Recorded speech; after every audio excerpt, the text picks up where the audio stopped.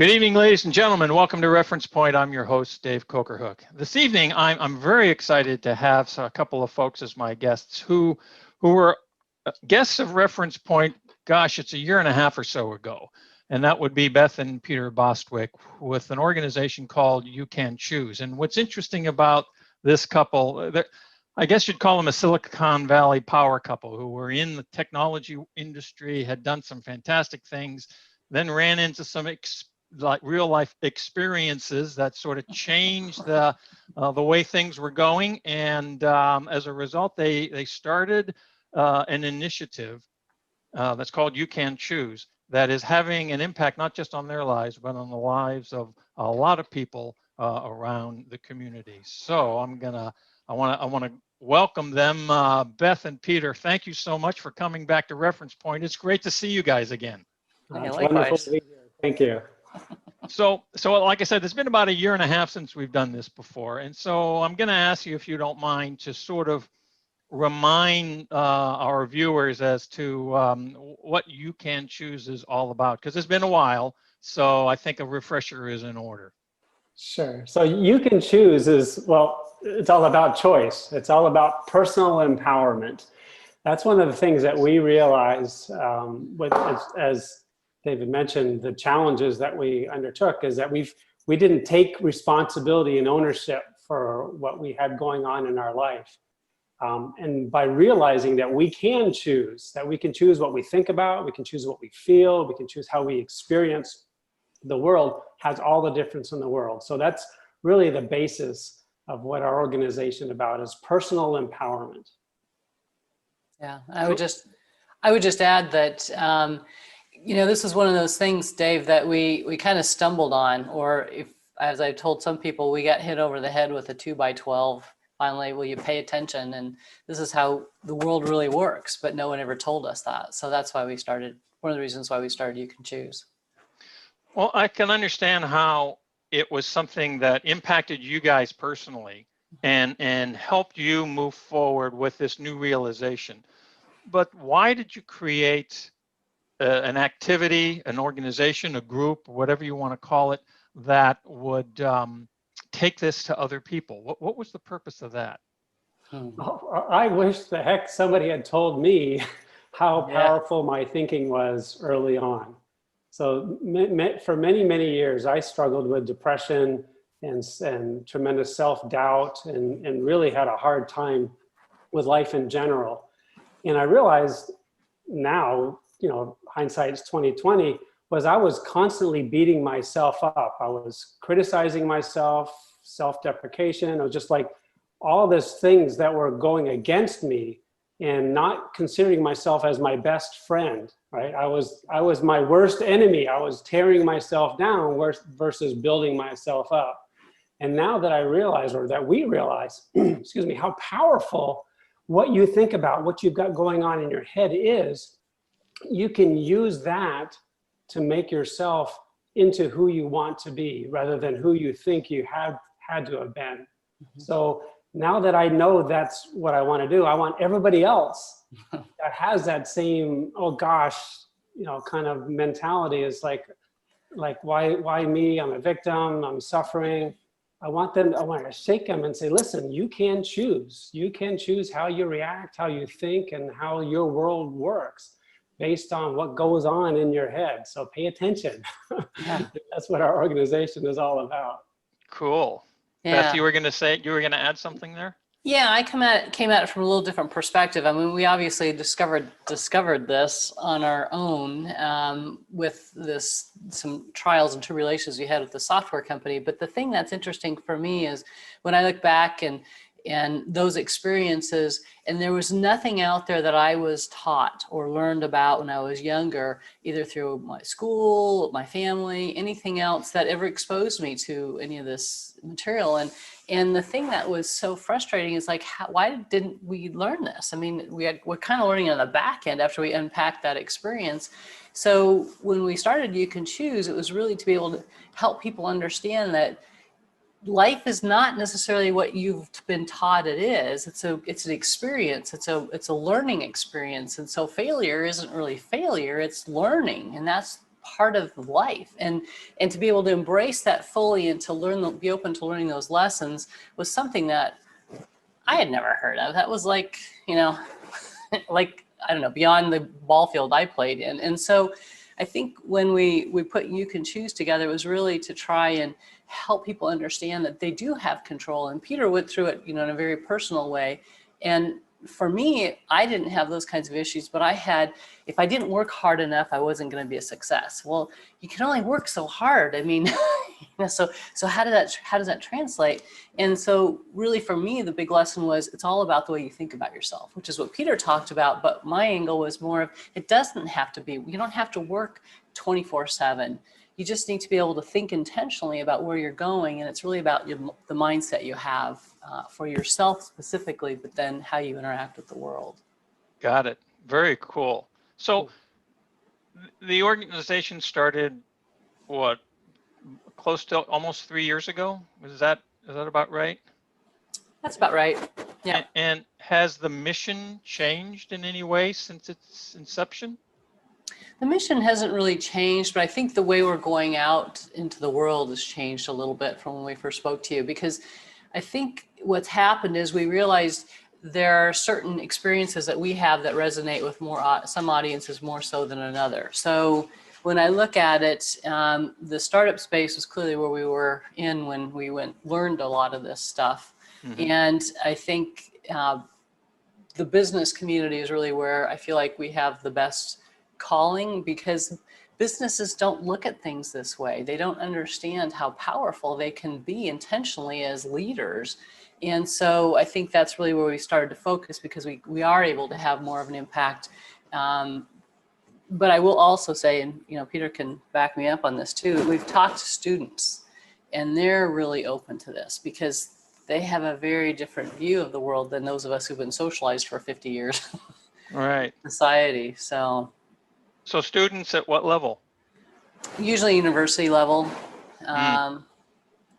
You know, I guess the other thing is a very basic level. Little kids get this. We just unteach it. Oh yeah. Unlearn yeah. it, We unlearn it. Yeah. Or you layer onto those intrinsic understandings the things that are spoken to you as you grow up, and that you sort of, you know, layer on top of that, and then all that good stuff gets hidden. Exactly. Yeah. So the younger kids don't need it so much. Honestly, us older folks would be wise to pay attention to the younger kids because they could teach us a whole lot. And some people do that. I was not one of them. I was, you know, this is the way you do it, this way, this way, this way. And so, you know, when I did it all that way, it's like, wait, this isn't working because I'm not happy. So something's not right. Right. Yeah, it's almost like there's these different phases, right? As a youngster, you know, things seem to happen magically and you don't question them. And then we've got this period of young adulthood and adulthood where we're following the rules and we're doing what A, B, and C because we were told that if you do A, B, and C really well, you'll finally find your happiness.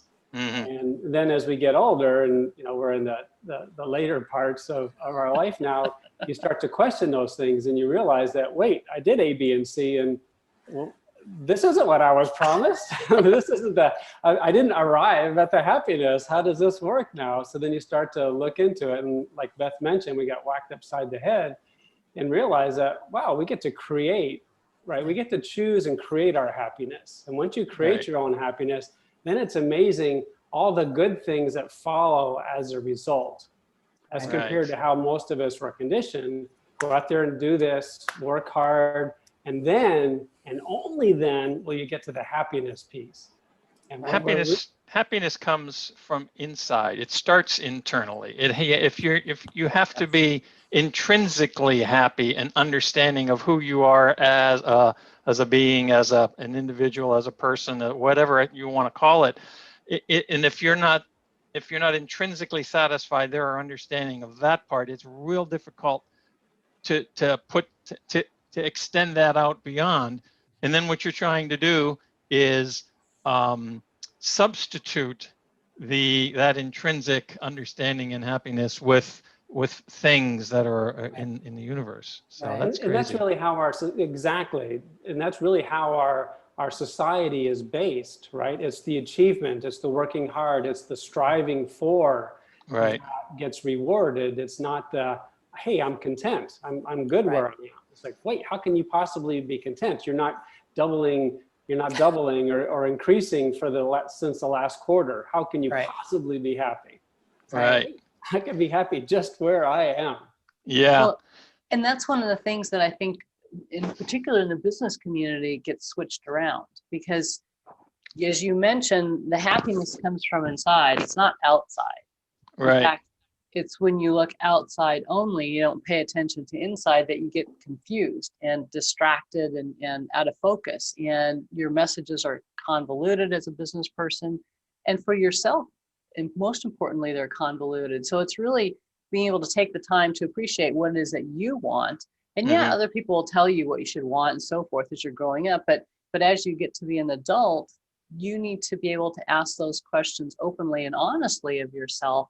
And there's amazing, wonderful things that you discover as part of that process about yourself that so many people are afraid to learn or afraid to look at, because they think they should look just like this, when in fact, they don't want to look like that if they really pay attention to themselves. And I think that self-judgment is one of the things that's so difficult to get past. But when you do, I'll tell you, the world is just so many colors and so amazing. And then that happiness starts to build on itself. And that's honestly what you show to the world. It's just, I mean, you pick it up, whether it's on a Zoom call or in person. You just know a person is content and happy with themselves. It has nothing to do with their checking account or what clothes they're wearing or how they look. It's all here. And sometimes, just to add on that, sometimes this piece gets you confused because you think too logically and it overrides some of the stuff. And that's, I think. Yeah, you can go analytical to the extreme. Now, you guys have you started out with a book. I just put an image of the cover of your book up on the screen here. It's called You Can't Choose. And that was one of the initial elements for you. Tell us a little bit about the book. Well, the book is a really short synopsis. Each chapter is less than a page. It's like 300 or 400 words. And it kind of summarizes quickly some of the key messages or concepts or principles of You Can Choose. And a lot of this came from how we view the world now. I think the subtitle there is the universe is really simple, but life is complicated, because we get in our own way so much of the time. So the purpose of this book is just to put into place really simple things that kind of just challenge the way we think about the world today, and kind of upset the apple cart so that you can kind of jiggle your mindset so you can be open to how simple things are if you get out of your own way. Right. Cool. Now, I believe that pre-COVID, you guys had the opportunity to have group sessions, where you had a chance for people to get together and share thoughts and things like that. I'm guessing that there's been a shift in the way that you handle that. So can you tell us a little bit about how things are operating now? Yeah, we did a lot of in-person sessions, but we realized after spent a lot of time driving around the Bay Area, which can take a lot of time, we said, we should really be doing this stuff online. And so we'd kind of started migrating that direction anyway. And now, obviously, with COVID, everything else is pretty much online. So we do have a number of different ways. We've got a website where people can learn. We've got in fact, actually, the book that you just brought up, we've put it all on our website so that people can actually go through and look at it. And if you go up to the book tab, it will show you, YCC book there. Click on that. Then that'll show you, we put it all online because one of the things we found is people are using this book as a reference tool. It's, whenever we talk to people, they always have all these tabs or paper clips or bent pages or something on there. And it was because there were certain chapters that really resonated with them. And frankly, the reason we wrote the book is so that there would be some simple way for people to start to understand some of this material, because there's a lot of stuff out there about this, but sometimes it's hard to understand. And so when we put it out here, it was a way for people to start to understand what it is that, has to do with beliefs, if you will. And each chapter is short because folks like me don't like to read lots of words. I like to Yeah. think about it. So it was kind of written in a lot of sense for somebody like me that doesn't sit still for very long, but it's meant to be thought about for a period of time. So in the introduction, we talk about, you read a chapter, but then think about it for a week and really pay attention to your thoughts around each of these subjects, because that's how you start to discover who you are and what you really want. And when we first started these sessions that I mentioned earlier, we'd ask people, the first question was, what do you want? And we found that so many people couldn't answer that question. It was like, well, I don't really know. I hadn't thought about it. And then that set us back, and I shouldn't set us back, but it made us realize that we needed to approach it a little bit differently. And so now what we do is we ask folks, not necessarily what it is they want, but kind of where are they in terms of a state of mind, because that's a pretty deep question for a lot of people. And it sounds simple, but it's, when you really think about it, it's like, well, I don't really know. So we really start people off from, let's, get the head quiet so you don't have all these racing thoughts. And I think that that's one of the challenges with COVID is a lot of people have, concerns about health, safety, my job. I mean, there's all kinds of stuff that's bottled up here, bubbling up, if you will. And I think that we've realized that if we help people start to, one, get calm and start to just learn to appreciate what they in fact have, whatever that is, that's a good basis on which to move forward. And that's really how we approach folks. We do have some programs that we've set up, and then I've got a leadership practice that I work on specifically to help business people understand themselves as they're relating, as it relates to what they're doing with their business. So why do you think it's so hard for people to come to that realization? I think because when I look at the past, the recent past, like pre-COVID, we were just running around like crazy. We were just do this. And people, you'd read constantly about how people were exhausted because it's just, how do they do all this? How do they, as my parents used to say, keep up with the Joneses? And I think COVID has really honestly been in some ways a gift to help us to just shut things down so there's not as much noise out there. Now, I think depending on where you are, it might be, tougher than somebody else, but I think the fact that we're not driving in our cars as much, we're not going out to, this and that event, we're really pretty much hunkered down in one place, has really forced us to think about what is it we really want. And I think if you went out and asked 50 people in January of last year, those same 50 people would probably come back with a very different answer to the question of what do you want? And I think that's exactly one of the benefits of the whole pandemic, is it slowed everything down to say, well, maybe the way we've done things before, or I've done things before, maybe that's not really what I want. And that's great, because that's starting to now shift in a lot of ways people's perspective about, well, is it worth it to work 24/7? Well, maybe not. I'm enjoying my family a little more, or I get to go exercise or things like that. But that sometimes gets buried under the, oh my gosh, you see all the news and, people are dying right and left and so forth. It's definitely happening. But I think for those people who, are, in a good place, having a perspective now about everything is really quite powerful. And I think whether people want to or not, they are starting to pay attention to things like this. I think that's a really interesting point, Beth. And I from just what struck me when you were saying that is I think people need to know that it's okay to have that kind of shift in perspective. Like Peter, like you were saying, I mean, we've grown up with, this is the way it's supposed to be. You do these things and you will be successful. You have the good business or the good job, or blah blah blah blah blah, and that becomes the light on top of the mountain that you're going toward, right?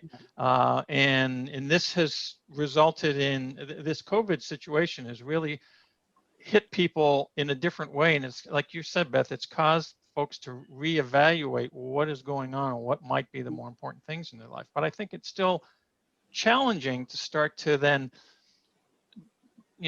turn that reflection on yourself. It's the man in the mirror kind of a phenomenon, and trying to appreciate and understand. So you guys have been doing this for a while now. Tell me a little bit about some of the outreach, the successes that you've had. You start out with the two of you coming to a realization, but I'm guessing there are a lot more folks that you have had impact on since you started this about 3 years ago. Tell us a little bit about that.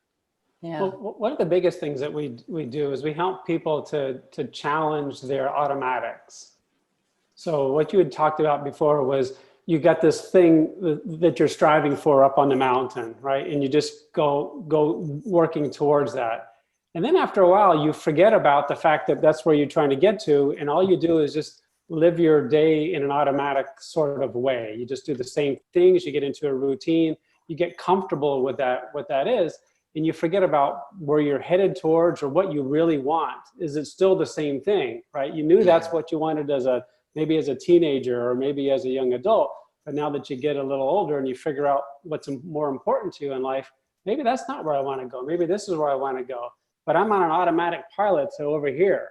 So what we do now is we help people to, like Beth said, help them get to a place of calm and then realize, is that still where I want to go? Or am I truly facing this direction, but I'm still walking in that way? So that's what we do, is we kind of help people to shake up. And this is what the coronavirus has actually done for people as well, is shake up those routines. So you're no longer living day to day to day to day the same way. And once you start to open up the possibility of, well, maybe this isn't what I want anymore, I can think about things a little bit differently, then the layers of the onion basically peel back, and you can have a more clear understanding of where it is that you want to go, what's important to you, and then how do you get there? Yeah. Very cool. One of the things that's I think is so exciting when I think about just the timing of everything. So late last year, the Business Roundtable came out with a updated version of the purpose of business. And it was basically, instead of just strictly shareholder benefits, there's stakeholders, customers, employees, and your shareholders, but your community. It's just a much broader definition. And one of the things that I think is really opportunistic, and I have the head of an entrepreneur, we're always looking, okay, where's the opportunity in here? That came out late last year. The pandemic hit December, January timeframe. And if you think about it, businesses today now have a much bigger pie to serve. Okay. If you look just at that narrow definition of shareholders, that's a whole lot different than having a whole big pie of stakeholders. And so when you take the step back to shut down those automatic thoughts that Peter was talking about, how we just build these patterns, habits, if you will. But if you step back and have the opportunity to really question what it is you're doing and where you're going, and he's talking about it from a personal standpoint. If I look at it and take the next step as a person who's running a business or leading a business, then it's an even more powerful way to move forward, because then you get to reimagine things. You get to see the opportunities. And yeah, some doors are shut over here, but there's other ones that are opening up that nobody would have ever thought about a year ago. Right. So that's what's so exciting about all of this. That's real interesting. I hadn't heard about or thought about even that the extension of the concept of stakeholders rather than shareholders, and that's real. I think that's extremely relevant. But what I'm excited about what you guys are doing is you're taking our traditional Western mentality about approaching life, approaching business, approaching community, approaching family, and shedding a light on it that does not as often get shed on, and really trying to help people expand their way of thinking about things, because these two concepts are not necessarily mutually exclusive. I don't think it's an if, this or, it's a this and kind of a structure if you understand that you can do that. Yes, and we had a conversation with an entrepreneur. This is so great, Dave. Perfect segue. And this was probably about a year ago or so. We're working with this guy, and he's very successful entrepreneur, built companies and sold companies. And when we met him, he was a lot of stuff going on in his head. He'd been going through some personal things and was trying to reorient and figure out where he is. And I remember we sat down and had a conversation with him, and we asked him the first question, what do you want? Well, if you could have anything, what would you want? And he came back and he said, I really want this. And it was like world peace, some, big, broad statement. And then he said, but I also want all these other things, like a nice house, nice car, whatever, more materialistic things. And I remember saying to him, it's like, well, why can't you have both? And he's like, I mean, it was like this physical reaction. It's like, well, I guess I hadn't thought about it that way. And it was basically asking the question, why not both? Because ultimately the universe is always got your back. It's just a matter of whether you have your back, or as Peter said, you're in your own way. And so that judgment about having it this way or that way is all part of the way we're socialized and educated. But honestly, you can have it all if you really choose to, but you do need to be consistent in terms of the way you think and understand what it is you want. I mean, you have to be at the very base truthful with yourself. Okay? Right. And I think the other depth component of that, if I may, is that yes, you can have it all, but then you mentioned earlier this extension of perspective as being not just my shareholders from the standpoint of a company, but it's like, you're extending it beyond. So I've read and seen and heard of and talked to certain individuals who have done very well, who have begun to realize that there's more to what they can accomplish than just their own personal wealth creation. They can create wealth, but they can extend their impact in the community and in the world by allowing that wealth to touch other people, not just in the sense of giving away or stopping what I'm doing, but in the sense of allowing it to blossom into other perspectives, which is very cool. Well, the thing is, we get to create our own rules, right? We don't realize that, but we get to create our own rules. So in the case that you're talking about, as an early entrepreneur, early business person, you want to accumulate as much wealth as you can. Maybe that was their intent, right? And they felt that those rules were fine. I want to accumulate, I want to grab, I want to do this, I want to make these business deals, so I'm bringing. Those are the rules they were playing within, and that they were doing well at that. And then a little later on in their life, they've come up with a new set of rules, right? Hey, it's good to help others. It's good to use my skill set to the benefit of not just myself, but to many, many other people as well. So they changed the rules, and now he or she is probably doing exceptionally well in that place as well, because they realize that they can choose to accomplish whatever they want based on the rules that they set up for themselves. Right. So as you go through life, you change the rules and you don't realize it. And that's okay to do. That's the you thing. Need to do that's that. Really cool. I mean, who wants to be in junior high again, really? That's right. Well, listen, we have reached that point where we're running out of time. But I do want to throw one more thing at you and let you each have a comment on this. And what is your vision moving forward for You Can Choose? Oh, for me, it would be to really empower business leaders to understand how important their thinking is, not only for themselves as a person, but for themselves as a leader, and that they can go forward and model it for other folks in their organization. That would really be, because that would just multiply things so much more if we could do that. So that's really where I would like to go. Yeah, and for me, if I can help as many people as possible to go through the transformation that I've gone through in terms of realizing how powerful my thinking is and accomplishing what I've been able to do in the last couple of years, the more we can spread that around to as many people as possible, the happier I'll be. Fantastic. Beth and Peter, thank you so much for joining me on Reference Point again. And ladies and gentlemen, I hope you've learned something. You've seen their website information on the screen. You know how to reach out to them, get the book. You can download the book free off of their website, etc. So this has been really awesome to have you guys back here on Reference Point. I really appreciate it. And ladies and gentlemen of our viewing audience, we'll see you next time on Reference Point.